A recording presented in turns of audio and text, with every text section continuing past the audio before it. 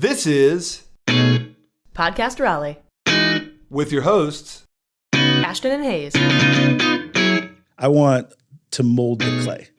The businesses that I've worked in that have been successful is where I'm able to keep my eye on them, be more hands-on, be there when the team needs, and not just be kind of hands-off, pick the people, and it just works out great.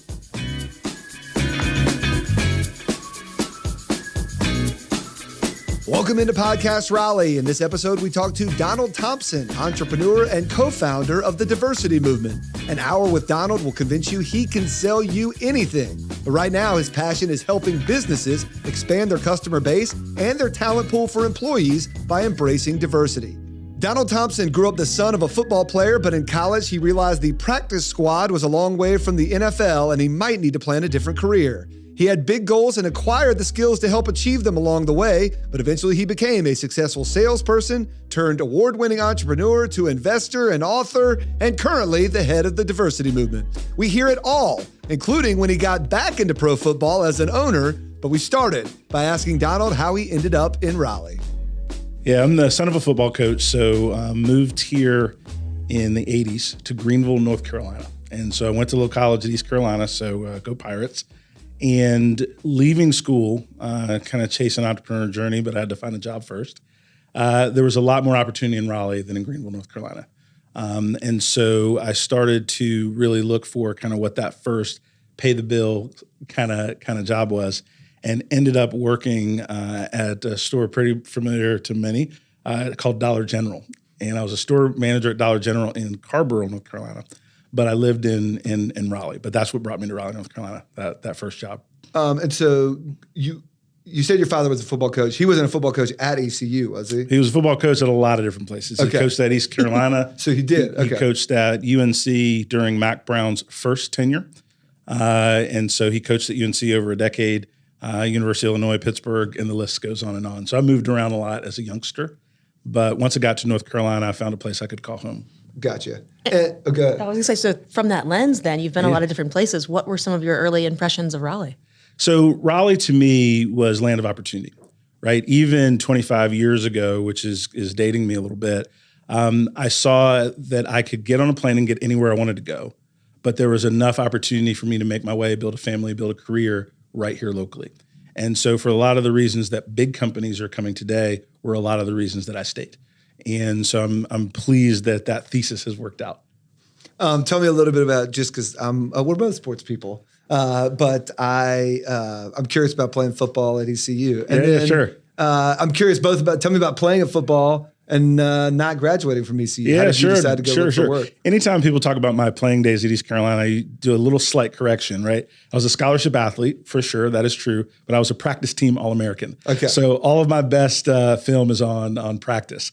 And so one of the things in terms of leaving that career behind is when you sign a scholarship as a college athlete, you have those NFL dreams. And it is a lot of hard work being a collegiate athlete. And back then, nobody was paying you, at least above board, to do that work. And so at a certain point, you have to realize the cost benefit. And if your head is not in the game, so to speak, you could get really hurt. And so after a couple of years, when I didn't see an NFL future, I saw myself playing a lot on special teams and different things, had to figure out what I could do to be great. And unfortunately, it wasn't going to be on the football field. And so I started to look at other avenues. And for me, when I was in school, I went to school to play football.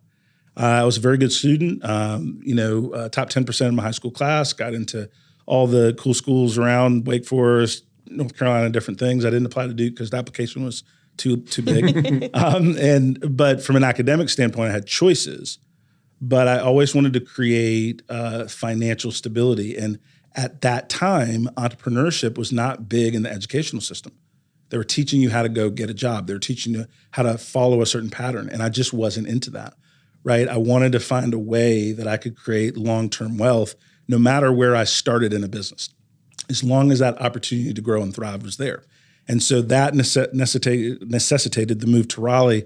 And I wanted to somehow get into sales, because I figured if you could get into sales, that was like sports and it was highly production driven, right? That means people didn't care what you looked like, your background, different things. If you could sell, if you could meet a number, if you could carry a quota, you could rise within an organization and get chances. And so when I was looking for those first jobs, I probably put in 150 applications, but with no degree, right, it goes right in the trash folder. This is 30 years ago. People were not open-minded like they are today, and looking at alternative talent, if you will. And so anyway, I finally found, after the Dollar General years, some work in software sales. And the reason I picked software sales is I said, no matter what happens in the economy, technology, software is always going to grow. And those were some of the bets, both Raleigh, but the type of job I ultimately wanted to do, and then found that as an inside sales rep with a couple companies. It's surprising to me to think about like an 18 or 19-year-old kind of having that foresight to even say, the job that I want is not being taught in school. Here's how to get to it. Was that entirely personally driven, or did you have people around you kind of helping you think through that? I wouldn't say people around me think through it. My parents were super disappointed I didn't finish college, so they weren't in the camp with that plan right Probably then. pretty happy now. Yeah, they're okay now. Like they're okay. It turned out okay. Trial and error. Okay. Right. I looked at what other people were doing. Right. I talked to folks that had graduated, gone into different careers, and then quite frankly, I looked at what options I really had. And so most of the options were restricted by not having a degree. And so then all of a sudden I said, all right, where can I make six figures over time? I didn't mind working. It didn't matter where I started, but I needed to have a job that ultimately I could make $100,000 a year. And I remember talking to a gentleman with a sales job, and he said, I don't think you can make $100,000 here. I said, well, this isn't going to be for me. And he goes, well, what are you doing now? I was like, well, I'm working at Dollar General. He said, he's like, yeah, but I'm offering you jobs like $65,000 or $70,000. And he's like, he was befuddled. I said, yeah. I said, but this first job is a progress point. And so if you're telling me that this job is capped, I'd rather work a job I already know is a dead end than take kind of a lateral move of something that I can't swing for the stars. And so I just kept searching until I found an opportunity that was a little more unlimited. So it was a trial and error. And then also I was pigeonholed just by the way that the economy was at that time and the way they viewed folks without a degree. And did you call yourself an entrepreneur? Were you like, I want to be an entrepreneur? Or is that a term that you started describing to yourself later once you were successful? Because it's, I mean, most entrepreneurs wouldn't say, I'm an entrepreneur. I'm going to start working at Dollar General. Now, it sounded like you had a vision of like where you wanted to go, but like, did you refer to it as entrepreneurship at that time? Not at that time. Was it just sort of I've got a vision, I don't know what to call it, but I got to follow my gut here? My vision was financially motivated first. The how was secondary, right? So I wanted to figure out how I can make $100,000 a year and learn an industry, right? And I figured if I learned through sales, right, I could then figure out other business entities that I could be a part of, grow, start, all those different things. But at first, it was purely financial, right? Because I had to figure out how to take care of myself, take care of a young family, all that type of stuff. The second thing is that I didn't really understand what an entrepreneur did, what the payoff could be until I started working for my mentor, Grant Willard, at a small company called iCubed. I was employee number 7.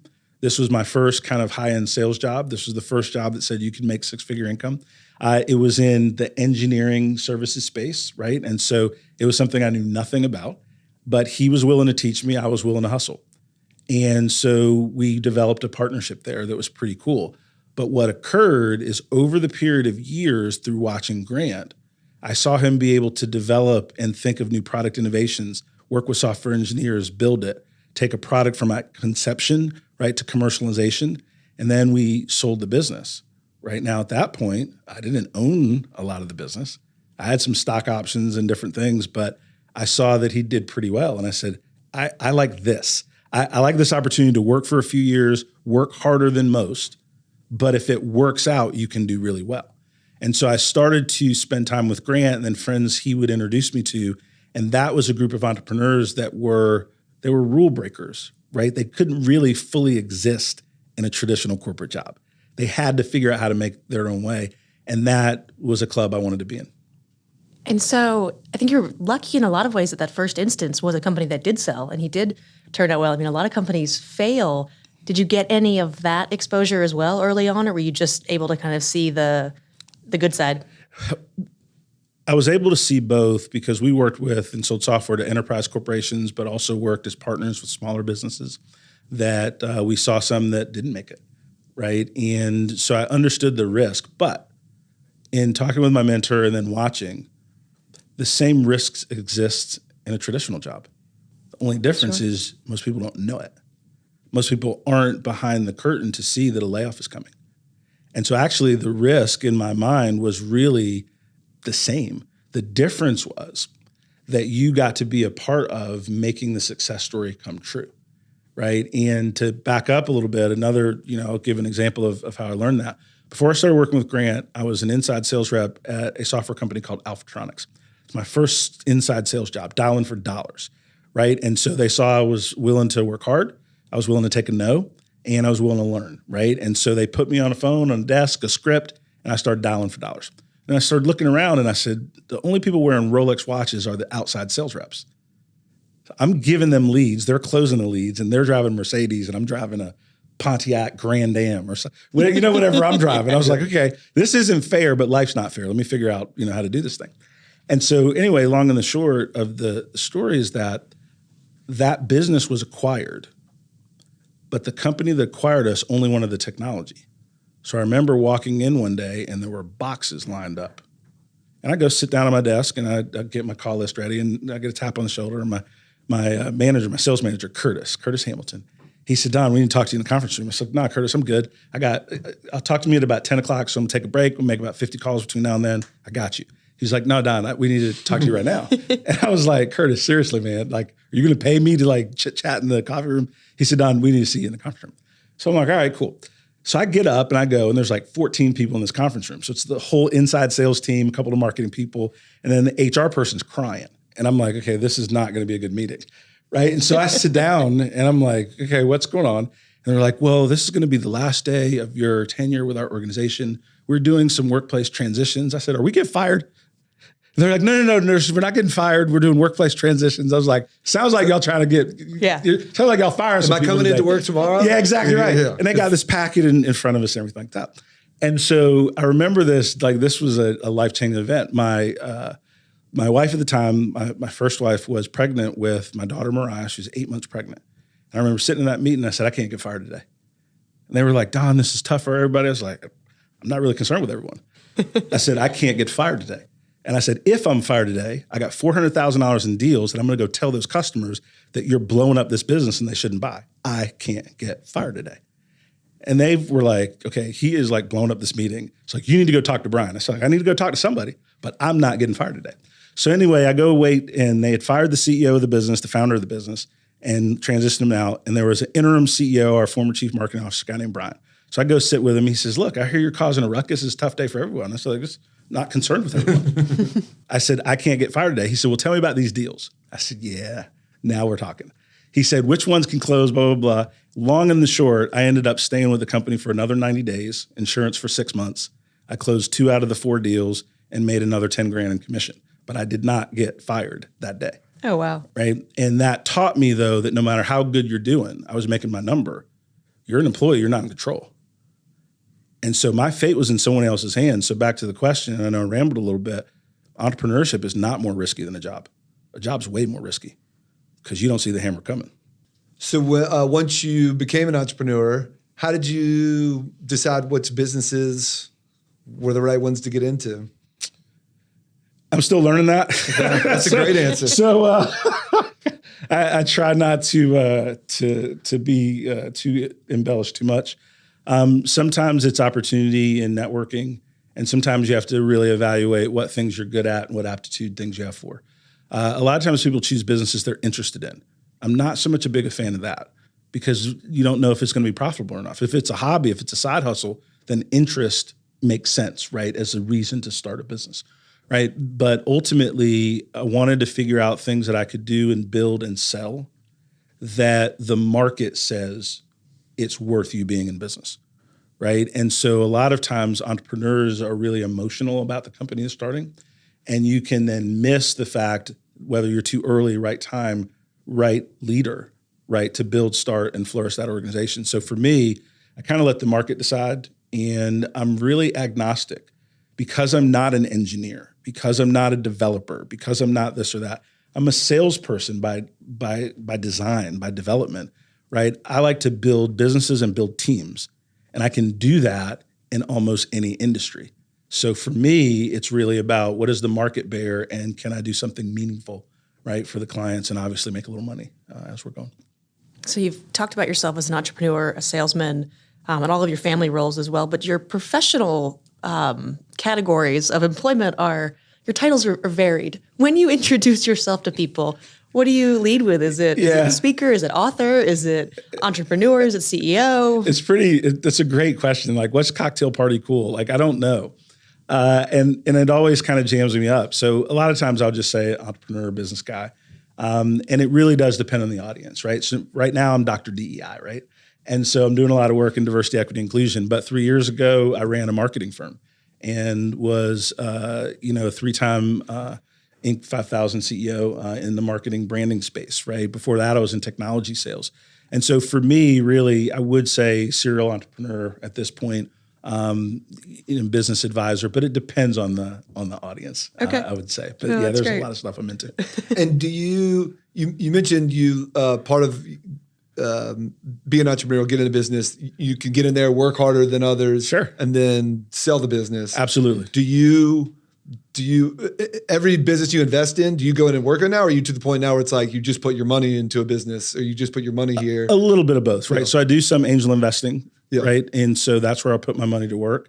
And then there are businesses to where I will work as an advisor or be on the board, like I am with Walk West, and Abba Bowers is CEO of that business. And so I no longer do anything day to day and just help around the edges. Whereas the diversity movement, where I invested, but I am a co-founder, but I'm also the CEO. And so help drive that business to growth. My MO, and we've done this a couple times now, is really from about 0 to 10 million is where I'm pretty good. After about $10 million, after about 60, 70 employees, is where my interest does start to wane. I'm always thinking about something new at that point. And there are plenty of people that are better suited to run a business and scale it than I am, because that's not my gifting, because I'm not super into a whole lot of process and best practices and different things. I want to mold the clay. I want to be responsible for getting from 0 to 100 clients, and where that product is working, but kind of sort of needs to be developed in the field and the sales process is not quite there. I like to work with teams to build that and build that first leadership team. And then after we get it going and get it solidified, there's a lot of great people that can do it better than me. And I'm happy to let them do it. When you talk about it in terms of, I don't know business well enough to know what the 0 to 10 million range is or what goes on, Sure. But it reminds me of, and just because this has come up before, there are, I think football coach specifically, because we talked about it, that's what they do. They, like Dave Clawson, who's at Wake Forest, before he was at Wake Forest, you go look, he was only at a place for 4 years. Mm-hmm. And he came in when they were 0-10 the year before, and he got them to 2 wins, 4 wins, 8 wins, 10 wins. And then he's like, all right, now I want to go start somewhere else at a 0 win and get it to 2 wins, 4 wins, 8. So it reminds me kind of that. But you've sort of led to, because now you've mentioned you are currently the CEO of the diversity movement. Dr. DEI. Well, yes. Dr. D. What is the diversity movement, and where did that idea come from? Yeah, so the genesis of this is kind of interesting. So when I was working with Walk West, CEO of a marketing branding firm, we had a lot of companies come to us and ask about creating multicultural marketing, right? And with a very clear purpose, right? They wanted to sell more product to Black and brown people. They wanted to sell more product to women. They wanted to sell more people in the Gen Z. So they wanted some kind of audience specificity to grow their brand story. And we were like, all right, cool.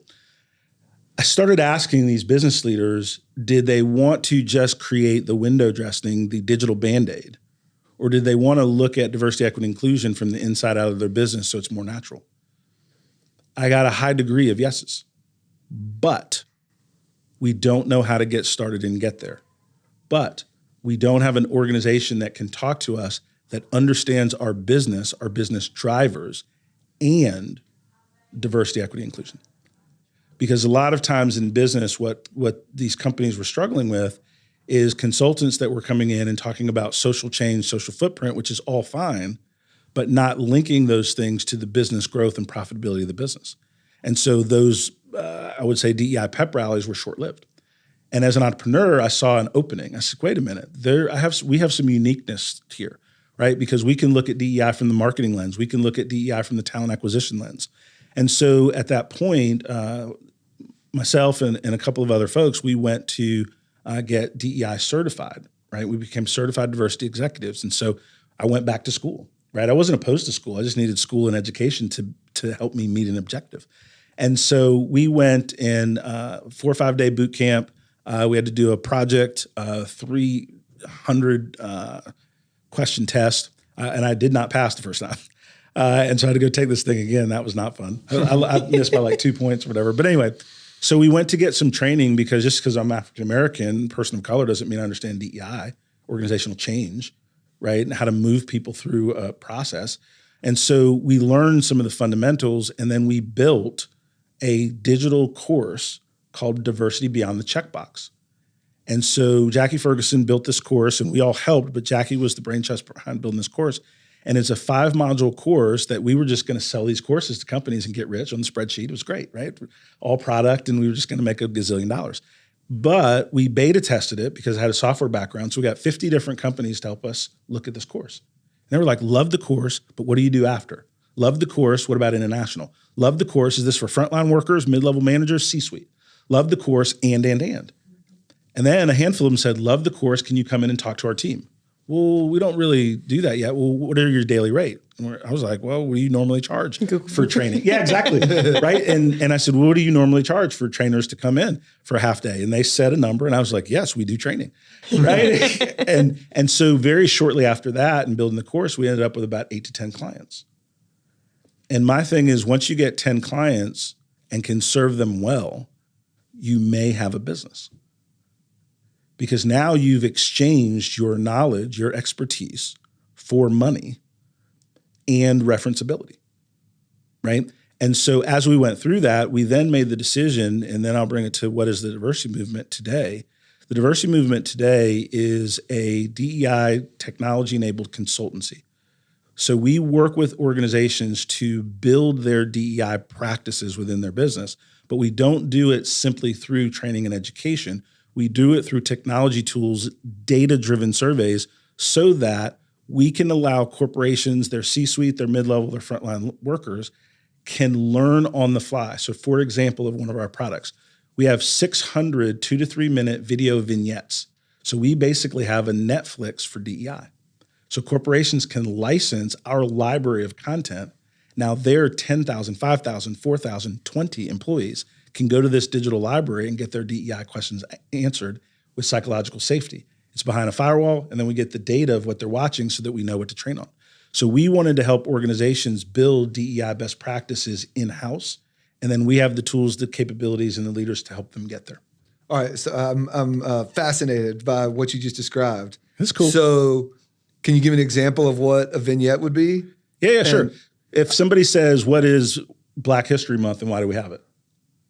Right? And they type that in, it pulls up, it'll give a 2 to 3 minute overview on what is Black History Month, right? If somebody says, what does LGBTQ mean, right? If somebody says, what is gender pay equity, right? What is a microaggression, right? There's questions that people have, right? But they don't necessarily want to ask those questions always in an open forum. No, that makes sense. Right? They want to learn on their own and create that library. Then what we do is from that digital library of 600 to 700 videos, we now break them into playlists. So if you're a marketer, you can get a playlist that has DEI skills-based training for the marketer, for the CFO, for the people leader, for the frontline professional that is working with, say, for example, if you are working in a financial services branch, what are pronouns? Why are they important? It doesn't matter if you want to be referred to as they, them. It matters whether your client does. And do you want them to feel comfortable to spend more money with you versus someone else? And so those are the things that we build out to help organizations scale their DEI opportunities within their business. I'm still fascinated by this. Sorry. So hey, are you in any of the vignettes? I am. Okay. Yeah, and sure. then I know, I take this very seriously, but I'm also curious, like, is there one that's like, is there like a good story of what, is there a funniest one or a craziest one that someone would ask? You're like, or even like, we would never have thought that this one came up, but like it got asked so many times, we've made this vignette or whatever. I don't know. I'm putting you on the spot. But I don't know funniest one. Like I want to see them all. Like I would just say they're more. Funniest is the wrong word. I'm not trying to say that they're not all important. I just imagine like sometimes they're when you start going through of like yeah. trying to answer all the questions, like I feel like there'd be one of like, Well, I guess we need to answer that question. Yeah. Some of them would be like, I'm not racist. Why do I need this DEI stuff? Yes. Okay. That's a great example. Right. I don't see color. Yes. Right. Which, I mean, you can edit this out, but that's total bullshit. Right. I don't see color. If somebody robs your car, you're talking to the police. Right, how are you describing that? I saw a person Wearing a red shirt. in a red shirt. Yeah. No, you say, I saw a white male. I saw a black male. I saw someone of Latin. You would use color as a descriptor, right? And we see color. Doesn't mean you're racist or not. It means that is a part of someone's makeup, their being, and what makes them unique as an individual. So a lot of the videos are focused on, not a lot, but a good portion of them are on the why DEI matters to your business, right? Because it's a very good question, right? I had a CEO ask me the other day, what is the level of involvement I as a CEO should have in the lives of my team, right? Because if we think 30 years ago, you'd go to work, I pay you. We're good, right? I don't care about your mental health. I don't care about your kids. You come to work, You do this job, I give you money, check clears, we're good. I'm a good employer. And then benefits and different things. Today's environment, people want a personalized work experience. They want to know that the organization that they're a part of cares for them as an individual, cares about their family and their well-being, and helps them pursue their goals and dreams, right? It's very different. And so leaders today are struggling because most leaders or many leaders of organizations came up like I did in a more command and control environment.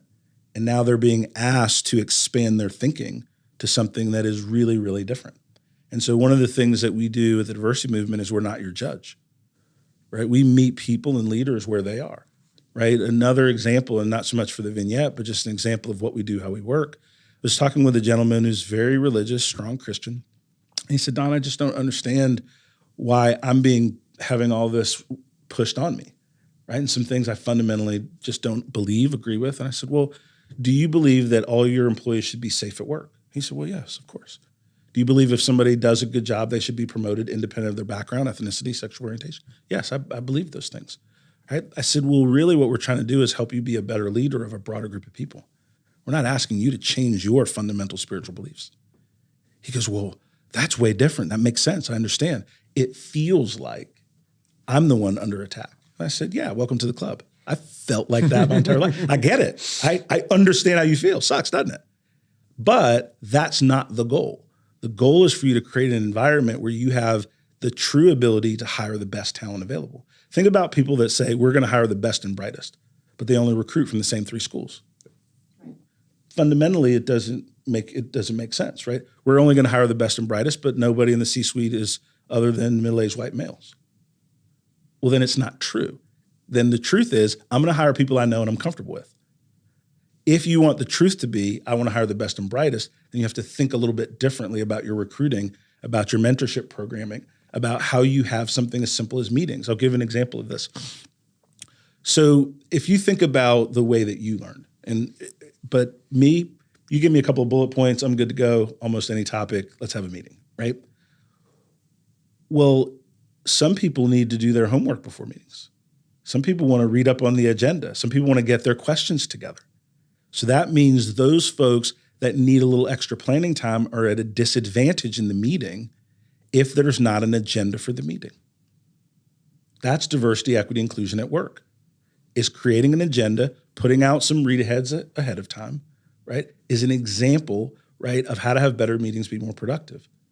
If you're used to selling to all male CFOs and all of a sudden you look at the dynamics in business and there's more women leaders all across the business landscape, but your sales team only has the ability to relate to people that look and sound like them, you're going to sell less technology. And so what we try to do is break down diversity, equity, inclusion and link it to the business that you're trying to get done tomorrow. And we're feeling like that resonates in the marketplace. People are appreciating that. You kind of touched on this. I feel like with the CEO that was pushing back, why is this being pushed on me? Yeah, sure. A few years ago, right in the wake of George Floyd, it felt like diversity was a more accepted thing. Yeah, sure. In today's climate, now diversity, some people will say that's bad. It's something that's being forced on. Yeah. Is that? I guess if businesses are reaching out to you, they obviously value it and want the diversity, or even if they don't value it, they see the benefit to their bottom line, right? Sure.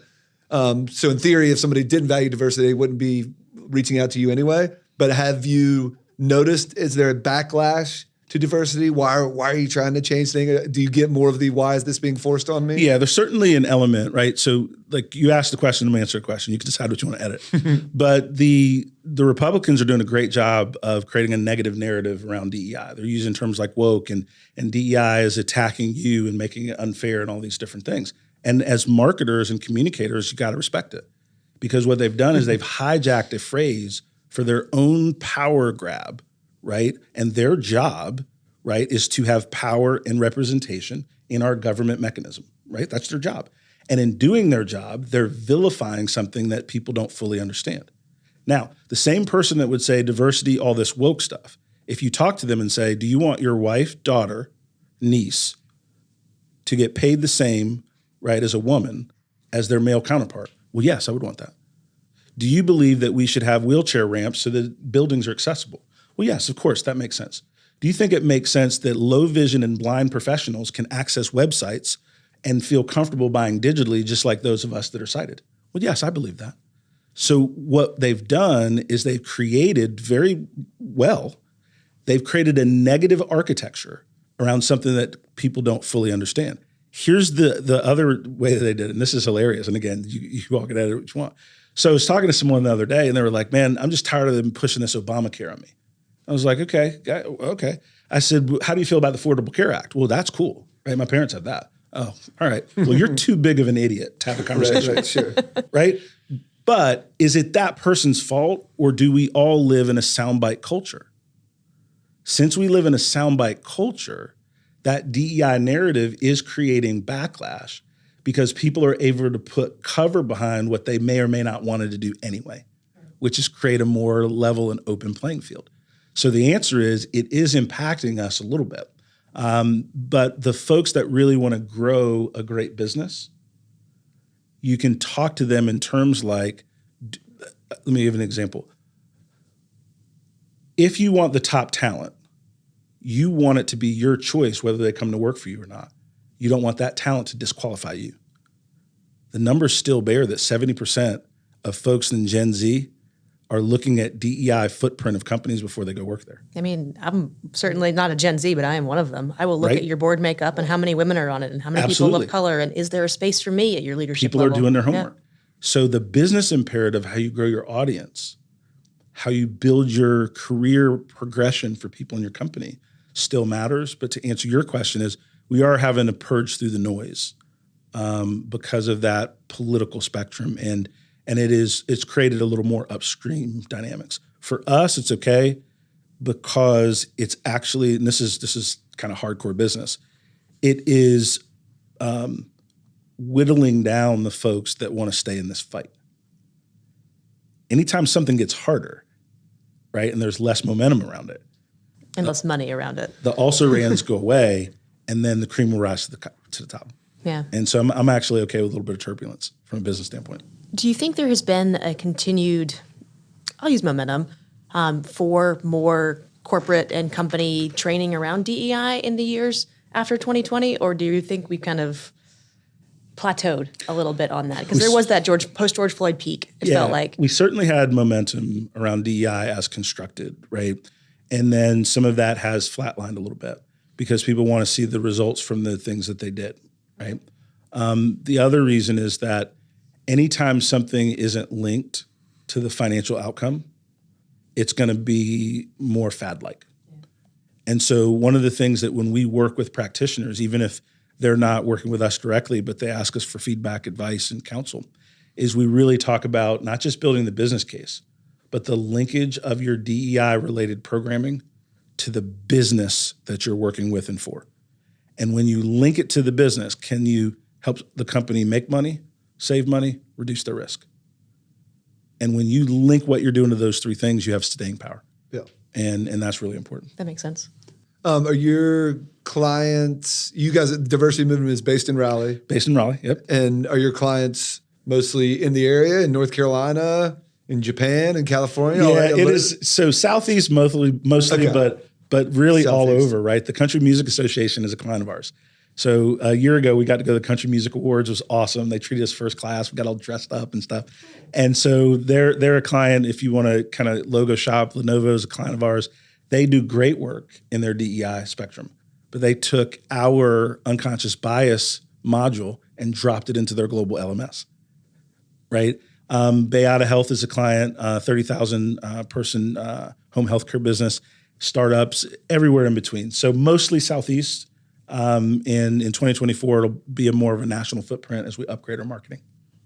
If you were to kind of think about the Raleigh or the Triangle area as getting a grade on diversity and equity and inclusion, where would you rank us? I'd give the Triangle a B, right? I think that I'm a big proponent of the work that is being done with the Raleigh Chamber. I think that there are a lot of DEI leaders in town that are really doing the work, right? Not the rhetoric, right? But we're really getting ingrained in the business. And selfishly, I know a lot of the leaders and what they're doing and what they're not doing in terms of moving. But I would say a B. The answer would be, right, how do we move from a B to an A? Next question. Is really all about how do we integrate DEI with the marketing and the audience building? How do we integrate DEI with better sales process? We're doing some work with a large automobile manufacturer that you would know the name if I dropped it, but we're doing a little bit of paperwork. But one of the first projects that we're working on with them is to go to the dealerships and work with their sales personnel. That's a DEI program that's going to last, to help their sales professionals sell more, right? That's what we're trying to get into our customer base, so that really when it bubbles up, right, it drives into it. We're partnering with another firm, and we're going to launch, and we'll announce this in about 30 days, but we're going to announce a fractional chief diversity officer program. Cool. So organizations that may not have the capability, right, to hire somebody full time, right, can hire a TDM certified professional, right, to come in 5, 10, 15 hours a week, just like a fractional CFO, CMO. And so that we can meet folks where they are financially, but they have the goal, the mission, and we can help them get there.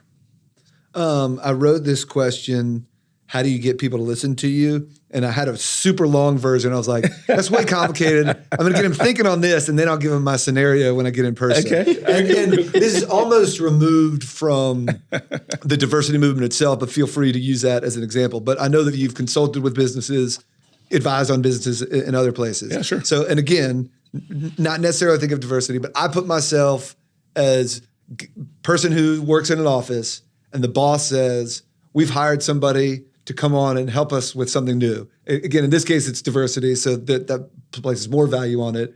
But I'm, as the worker who's being told this is this week's meeting or whatever, I'm not even judging the topic. I'm thinking the bosses have brought in somebody to whatever. And my attitude going in is, great, I get a free lunch, and I don't have to do my normal meeting with my department. Instead, we all get to, I can, So that's sometimes your audience. Hopefully a better starting point than that. Yeah, sure. But I've been that guy of like, all right, we're going to this meeting. I can probably be on my phone, whatever. How do you get people to listen to you? Yeah, it's a great question. And from my sales background, entrepreneurship background, the answer is actually pretty simple, right? It's that radio station, what's in it for me, and how can I help you do your job better tomorrow? And if I can answer that question, then you're going to listen and apply what we talk about. If I don't answer that question, then you had free lunch, right? But to the degree that I can help you be more effective, a better communicator, but better results from what you're doing, right, is the degree that you're not only listen to me, but then continue to listen ongoing, right? And that's, whether it's get people to listen to me, diversity movement, a handful of executive coaching clients, and people will ask, Don, what do you charge for coaching and different things? It's like, that doesn't matter, right, off the front. I said, what matters is, can I help you get what you want? So let's figure out what you want. And if what you want is big enough and I can help you get what you want, then you're not going to care what you pay me. But if you think about it as a cost up front and we haven't talked about what you want, then you're going to think the cost is high, low, different things. Let's figure out what you want to get done. And if I can help you get that done, right, then we're in it together. Our goals are mutually aligned. And then we have a different perspective on cost or that meeting or that time. Most employees are overwhelmed with what they're already asked to do in the construct of their life, their mental health, their family, et cetera. So most people are resistant to new, not because of what it is, just because it's something new that they didn't choose. And so that resistance is there right, all the time. But you simply overcome it by linking it to what that individual wants, right? More time, more money, more praise. You are a good salesperson, aren't you? I can, That's very every evident. now and then. I'll never starve. Even if the business go down, I'll always be able to feed myself. That's great. And you're so good that you've been winning awards recently. A few. And you've probably been winning awards for a while, but I've been mostly focused on the more recent ones. Which one caused you to pop the more expensive bottle of champagne? Was it the Oh my gosh. EY Entrepreneur of the Year Southeast for 2023 or the Phil Freelon Diversity, Equity, and Inclusion Award by the Chamber? One didn't cause me to pop more champagne. They're different, right? The EY Award was really meaningful as an entrepreneur for several decades, that work and effort and that sustained success was recognized by an organization of that stature, right? And so that meant a lot standalone, right? Because there's a lot of, any entrepreneur that's listening, right? I respect anybody that has to meet a payroll, right? And chooses to be responsible for a team of people, right? And then the Phil Freelon Award, the DEI work to me is more meaning than money, right? And I don't want it to come off weird, but there's easier ways for me to make money than this battle that I've chosen to be on the tip of the spear. And so that recognition for me is really about putting the spotlight on the team that we've assembled at the diversity movement. And I have the opportunity to be their spokesperson, but we have some tremendous leaders that have decided that it's worth their time and their talent and their effort to be on this journey. And with that goal of helping millions of people, right? And so both of them mean a lot. I will say that the third thing that I would mention is that I was the commencement speaker for William Peace University this past, I think it was June. And that meant a lot to me as well. I mentioned that because when I think about it, even though I finished college, I love learning. Even though I didn't complete college, I understand the sacrifice that people have to make when they don't come from a silver spoon situation. And if you do, God bless you. Your parents did well or different things, but the people that had to work 2 jobs to get through college, the family that had to mortgage their house to get through college. And so to be able to be a commencement speaker and and be a part of that moment for those families, that was another thing that really moved the needle for me emotionally. Because there's people out there in all different walks of life that are dream chasing. And it's hard, right? It's easy just to kind of live status quo and get along, complain, and do that thing. But like when you're really trying to put that effort underneath the wings of a dream, I respect that no matter what people are doing. Did they give you an honorary degree? They gave me a PhD, and it does not say honorary. It says all rights. And so Dr. Thompson is in the house. Nice. You really are Dr. DEI. Dr. DEI.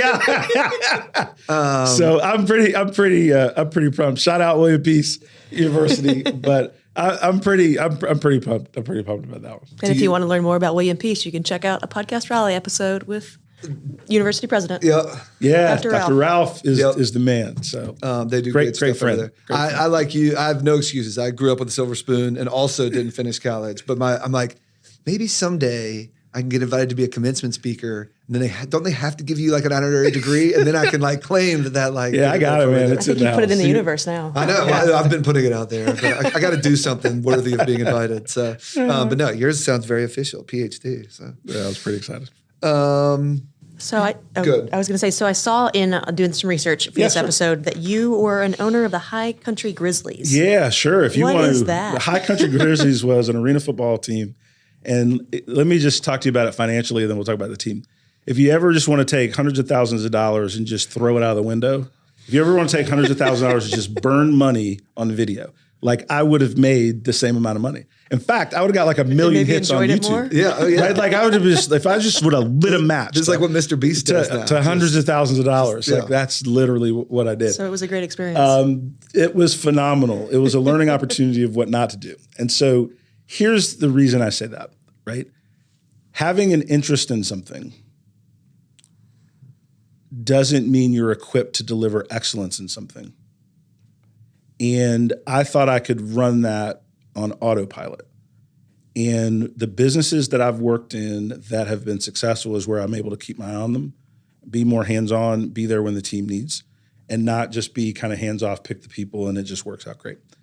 And then the second thing is Boone, App State. My daughter, Sierra, went there.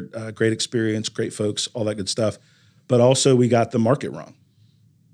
So no matter what presentation we put, no matter how fun the games were, there was only so much visibility during that time of year, right, to be able to make that work. And so, yeah, I am a professional sports franchise, used to be owner, and I highly recommend you do not do that. Well, we've got the courage. We've got NCSC. There's some different options. Unless you have money to burn. So that would be on, what did you say? You're going to do a meeting on like failures? That is, yes. That is a spectacular failure, but a great learning experience. It was fun. The people were great. The players were great. Like all of that was good. But from a business standpoint, it was outside of my swing space because I was interested in something. I was not committed to something. So that almost echoes exactly what you said earlier. And of like you broke your own rule of like trying to I created the rule from make your you, in addition to being a guest, you host your own podcast. I do. Other than Ashton and myself, do you have any dream guests? Good question. I saw that on the prep thing, and I was thinking about a lot of different ones. I would probably say my dream guest is, and I got a little emotional, probably my grandfather. It's, my big daddy was one of my heroes. And in Bogalusa, Louisiana, he's a Baptist preacher, he's a former professional athlete, Southern University, HBCU.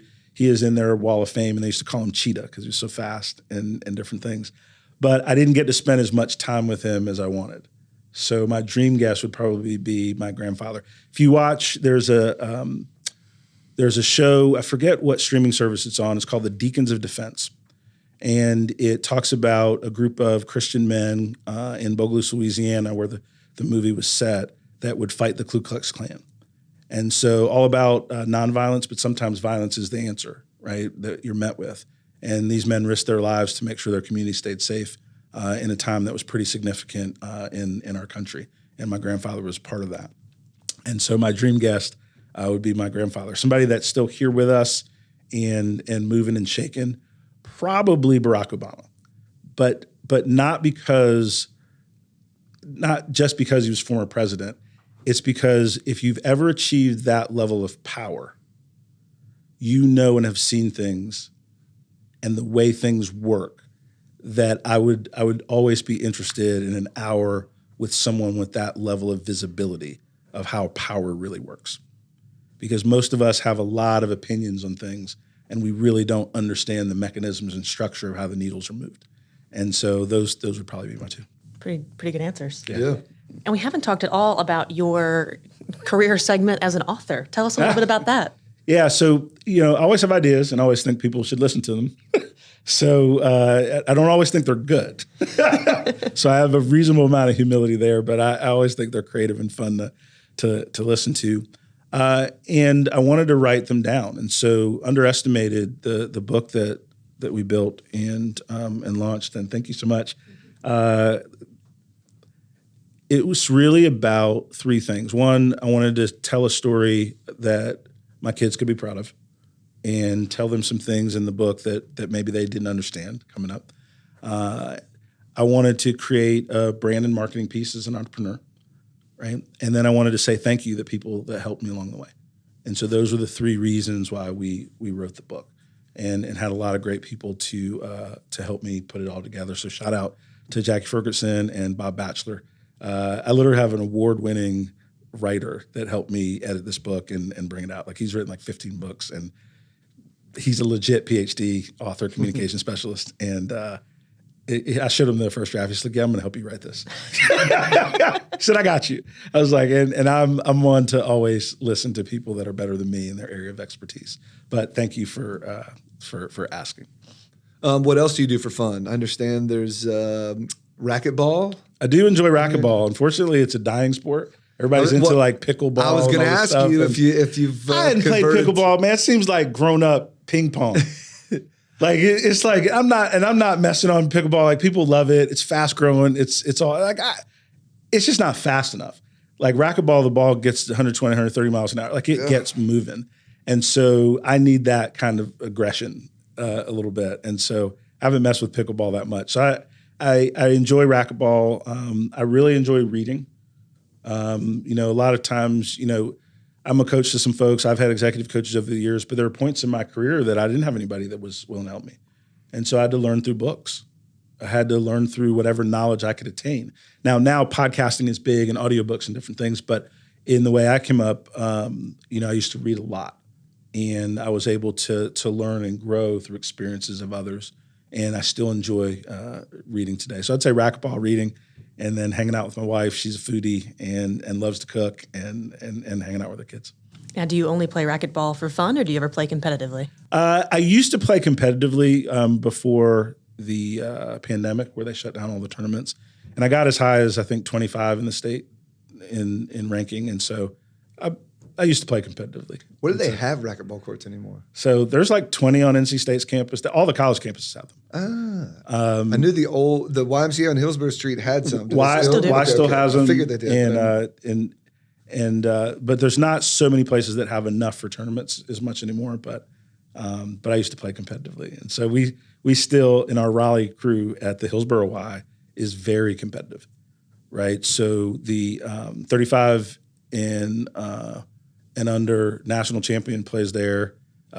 Brent is like a 10-time national champ that plays there. There's a couple folks that are like 6 or 7 in the state that play there, and 25, 27. Like we got a good crew in Raleigh. So if you like racquetball and you think you got game, come see us. We'll have some fun. I will not be there, but I'll be cheering you on. Are there any good stories from your days of competitive racquetball? Okay, yeah, this one's worthwhile. So I was starting to play tournaments. There was a tournament in Greenville, North Carolina. I'll tell you my age in a minute, and actually I want you to guess my age.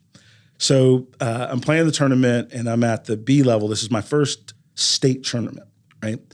And so there's like 32 people in the draw, and so I'm going to play like 6 matches or whatever to get through.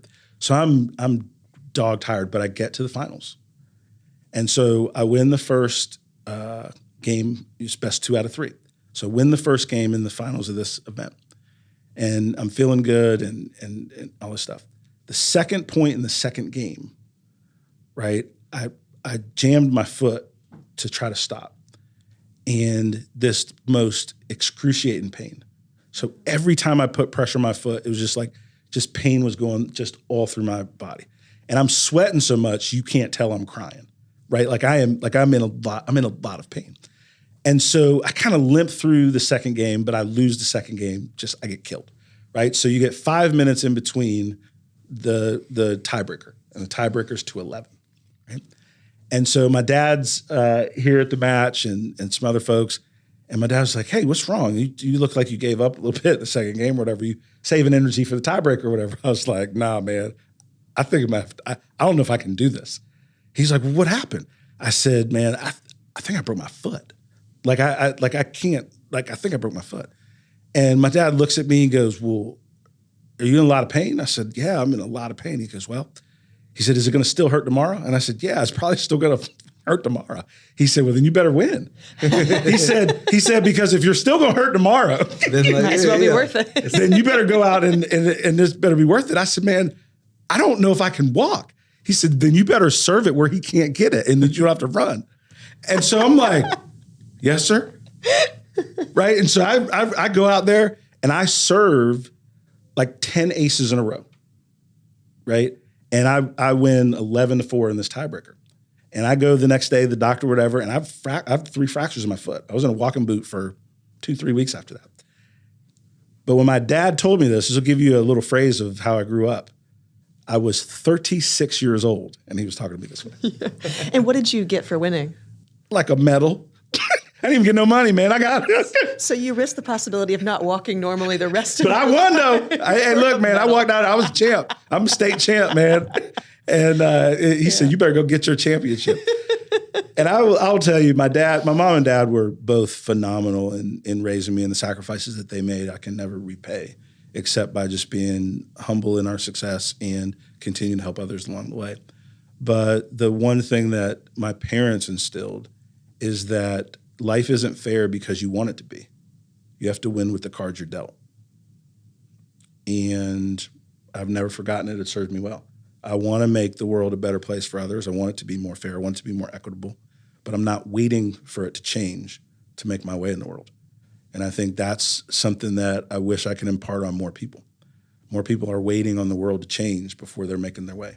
And that was a great lesson. So, yeah, thanks for that. So that was pretty funny. And thanks for all you're doing to make Raleigh a better community. Well, I appreciate it. Thank you for having me. If I can do anything for you all, please let me know. It's a phone call away. We're friends now. We're part of each other's network.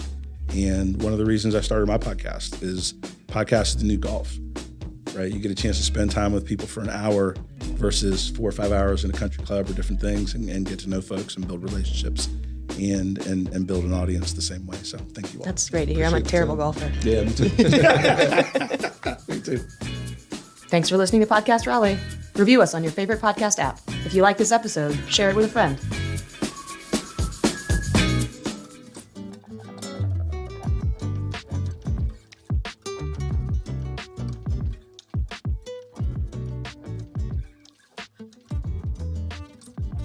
This event, this book, this company, the things we've done, you don't reach levels of success without people spending their time, effort, and energy really engaging with you in the dream you're pursuing. Most of us have a vision, but if your vision isn't big enough to include the visions of others, then the dream stays small. And so this book is a culmination of a lot of things in my life, but one of the things that it represents is things that we can do together. The most valuable lesson that he's taught me over the years, honestly, is to dream big dreams. I called him and I said, you know what, I think it's time and I think I'm gonna run for office. And he was like, let's do it, go for it. How can I help? I ran for office, I won, and in my 3rd year, I chair the Wake County Board of Commissioners and I run all of Wake County. Dream big dreams. Donald helped me become a better professional. I started learning about my biases, my prejudices, and things that I didn't know I had, and it all happened from a real trusting relationship. As a young boy who grew up in rural Halifax County, North Carolina, and is a first-generation college student, Donald Thompson his story in general is an inspiration to me because it shows me that as a fellow black man in America, if you are willing to put in the work and do what it takes to get it done, you too can be and do anything that you decide. Thank you, Don, for your support of our work and for your incredible work as an author, as an entrepreneur, as an advocate, as an ally, and a powerful change agent for all the underestimated. Your work matters, Don. You matter. One of the most important things Don taught me is to always have an opinion. He really pushed me when we worked together to think critically about the decisions that we were making, the information that we were gathering. And so in any conversation that I have now, I attribute my ability to answer questions in such a comprehensive and thoughtful manner to the rigor, I would call it, that Don pushed me to have during our brief time working together. And I really appreciate the mentorship and leadership that he provided me during that time. So DT, if you're watching this, I appreciate you, brother. Thank you for the mentorship, leadership, and look forward to doing some things with you moving forward. If you look at Don and I, you might not see a lot of similarities, but Don and I also have spent many, many hours pounding the pavement as security guards in very spooky buildings. And that's part of this book. We've also, as younger men, maybe we shouldn't mention this, but had a little bit of trouble paying the rent at times, having a little trouble making ends meet. It's all part of Underestimated. I can just tell you unreservedly, I love this story. What I'm most proud of with Don is the way he treats other people. He treats them with class, and he treats them with dignity and respect. That's something that we preached in our home while he was growing up. Whether he works for you or you work for him, he treats the people the same way. And that's a gift, and that's an honor, and that's what I'm most proud of. And if I have any piece of advice that I give continually with young people is, don't let the world define what you can become. And don't feel like you have to be that dream on your own. There are people willing to help you if you're teachable, if you're coachable, and if you're willing to do the work.